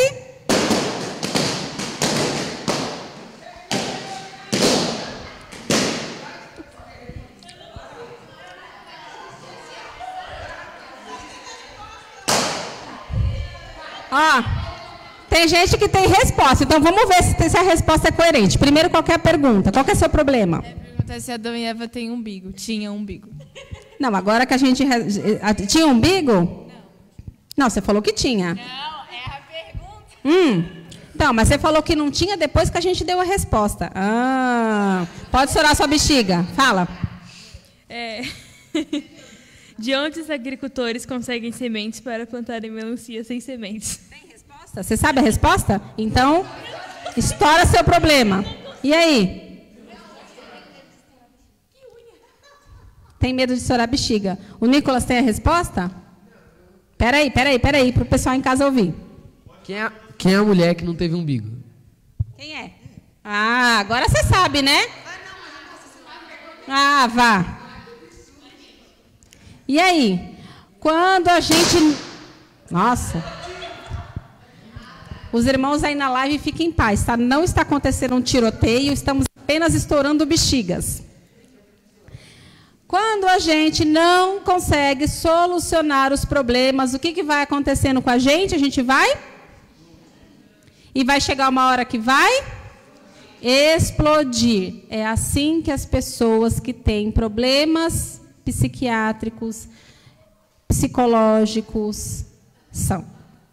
E aí chega uma hora que qual que é a solução? Qual que é a solução que o inimigo vai plantando aqui? Acabou, não tem mais o que fazer, não tem mais jeito. Então é melhor você já dar cabo, porque aí você vai ter sossego, vai ter tranquilidade. E aí a gente vem aqui para falar o quê? O que a palavra de Deus diz? Sim, o diabo é o pai da mentira. O que mais? O que a palavra do Senhor nos ensina? Tudo é possível que crê. O que mais?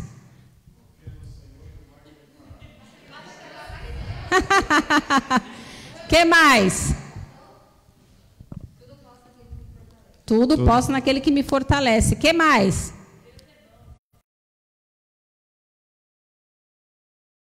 Com ele? Como que é o fardo dele? Então nós temos que levar Cristo para essas pessoas? Quando a gente fala que tem um inimigo que fica ali, ó, falando, você não pode, você não consegue, para você não tem mais jeito, a tua doença não tem cura, o teu problema não tem jeito, a tua família acabou, o teu filho já era, você não é ninguém, você não vai conseguir. Nós temos um Deus que diz que nós podemos tudo nele. E é esse Deus que nós temos que apresentar para essas pessoas, irmãos. Como igreja, nós temos que despertar, porque os próximos anos nós teremos toda a repercussão de tudo isso que nós estamos vivendo nesse ano. E nós precisamos levar o amor de Deus. Então, quando a gente fala aquilo que nós colocamos como tema aqui para o nosso encontro de hoje, que está lá em Jeremias 29:11, porque eu sei os planos que tenho para vocês, diz o Senhor. São planos de bem e não de mal, para lhes dar o futuro pelo qual anseia. Pode qualquer um dizer que não. Quando o Senhor diz sim, é sim, porque é a palavra dele que importa. Nele nós temos esperança. Nele nós temos vida. Aqui contém esperança. E aí, contém esperança? Então que nós possamos levar essa esperança para os demais, porque realmente nele nós podemos todas as coisas. Nele nós superamos todas as nossas adversidades. Somente com ele que nós podemos vencer as nossas guerras, as nossas batalhas, enfrentar os nossos medos, superar todas as nossas adversidades. Que Deus possa nos mobilizar enquanto igreja para levar esse amor, para levar esse cuidado, esse carinho com o outro, de nos dar realmente, em espírito, condições de entender essas situações que são enrustidas, que o inimigo muitas vezes tenta nos enganar, trazendo alguém numa máscara que está tudo bem quando está tudo mal, mas que caia por terra em nome de Jesus, e que nós possamos ter livre acesso para anunciar o Deus Salvador, aquele que cura todas as feridas e limpa todo o mal, aquele que faz você alcançar aquilo que você pensa que não pode alcançar. Sozinho não podemos, mas nele, com ele podemos. E que como igreja nós possamos realmente anunciar esse Deus que pode todas as coisas. Amém? Finalizar. Se ela tomar uma água que ela merece. Louvamos a Deus por este tempo de aprendizado, onde nós podemos ver e entender muitas coisas que nós estamos vivendo e as que estão por vir nos aspectos psicológicos. Ainda ontem falamos sobre isso, né? Ministramos sobre isso. O que é que o ser humano tem sede, fome? Tem fome de felicidade. Qual é a felicidade que sacia o homem? Há muita gente com tudo infeliz e a gente sem nada também infeliz. E a palavra do Senhor, então, traz resposta para esta insatisfação humana. Louvamos a Deus pela vida da Lili, por esse tempo aí dedicado a poder nos abençoar. Queremos agradecer aos que estão conosco na live também assistindo, que Deus possa ter abençoado também a tua vida.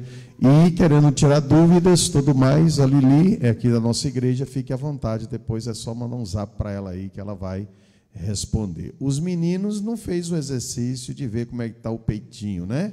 Eu vi, né? O Rafinha aqui ficou com, né? Fiquei ligado aí nos meninos, né? O Nicolas, né? Mas a importância de nós estarmos cuidando da nossa saúde, né? Não foi falado muito também sobre o câncer de próstata, ela vai falar um outro tempo, que é o Setembro Amarelo, né? Mas o cuidado. Novembro Azul, por isso que vai chegar ainda. Então, nós louvamos a Deus por isso. Queremos agradecer a presença dos irmãos conosco, né? E parece que tem um café, né, Lili? Fizeram um café. A Lili não faz o negócio meio, início, meio e para. Não, é início, meio e final. Então, nós vamos brindar juntos, né, celebrando, tomando um lanche. Louvamos a Deus por você que assistiu conosco. Encerra aqui. Vamos orar e assim vamos encerrar. Vamos ficar de pé. Eu oro, você ora? Então ora, agradeça a Deus. Vamos orar, vamos colocar primeiro um agradecimento, né, desse tempo que o Senhor reservou, pela presença dos irmãos aqui, por quem acompanhou a gente de casa. Sou membro dessa igreja, então os irmãos que quiserem, os amigos que assistiram a live depois tiverem dúvidas, a gente pode ir se falando, mas que nós realmente possamos sair daqui diferente, com um pensamento diferente, com esse cuidado. Realmente Deus é perfeito, Ele prepara todas as coisas. Eu hoje vim pensando no carro e eu falei, meu Deus, quanta luta, né? Mas não tem vucu-vucu melhor do que esse, né? Não tem vucu-vucu melhor do que esse. Você corre daqui, corre dali, corre de acolá, mas se entrega. Porque não é para mim, não é para o Senhor. Tudo que nós fazemos é para Ele, por Ele. Então, vamos orar, agradecendo por esse tempo, também colocando todas essas questões diante do trono de Deus, porque o impossível está diante dEle. Amém? Soberano Deus e eterno Pai, graças te damos, ó Deus, pelo dom da vida, Senhor, pelo Teu cuidado, ó Deus, por cada um que está aqui representado nesta noite, por esse tempo, ó Pai, que nós podemos aqui conversar um pouco, brincar, descontrair, mas aprender, Senhor, do cuidado que o Senhor coloca, que nós temos que ter com o corpo que o Senhor nos concedeu. ó Deus querido, mas também de coisas, ó Pai, que nós temos que aprender e temos que exercitar no nosso dia a dia, acerca do cuidado com o Espírito, Senhor, cuidados com a alma, Pai querido, que esses tempos, ó Pai, são maus, cada vez ficarão piores, ó Deus, e nós temos visto e vivido na pele todas as adversidades, todas as situações, e visto, ó Deus, quanto a população tem sofrido, ó Pai querido, sido acometida pelas doenças físicas e espirituais. E isso, ó Deus, só sela cada vez mais o compromisso que nós temos que ter com o Senhor. Ó Deus querido, de como servos do Senhor, de como igreja de Cristo, ó Pai, anunciar que Tu és a cura para todos os males. Anunciar, Senhor, que só em Ti há esperança. Ó Deus, que a Tua palavra é viva, eficaz, transforma, liberta, ó Deus querido, renova, Senhor amado, e que nós possamos, ó Pai, através desse tempo aqui, ter alcançado pessoas, ó Deus, que sejam ministrados nessa hora pelo Senhor, que sejam alcançados, ó Deus, com unção de cura, Pai querido, se assim for a Tua vontade. Ó Deus querido, das doenças, Senhor, físicas. Ó Pai querido, vai ministrando sobre as doenças da alma. Nós declaramos que toda ação do inimigo para pôr para baixo, para dizer que você não pode, para dizer que você não é capaz, estão agora quebradas na autoridade do nome de Jesus. Ó, nós de nós mesmos não podemos fazer, queridos, mas através do Senhor nós tudo podemos, porque antes de todas as coisas nós temos um Deus que cuida de nós. Crê tão somente que Ele é soberano e que o teu problema é pequeno diante do Deus grande que existe, está de braços abertos para te receber. Mal nenhum pode te tocar. Que você seja agora tocado pelo Senhor, abraçado pelo Senhor, e que toda ação do mal seja dissipada em nome de Jesus. Ó Pai querido, ensina-nos, ó Deus, como igreja, a fazer cada vez mais e melhor para o Senhor. Ensina-nos, ó Deus, dá-nos estratégias, ó Pai, para que nós possamos alcançar, Senhor, as pessoas. Ó Deus, aquilo que é inacessível, que possa se tornar acessível nessa hora.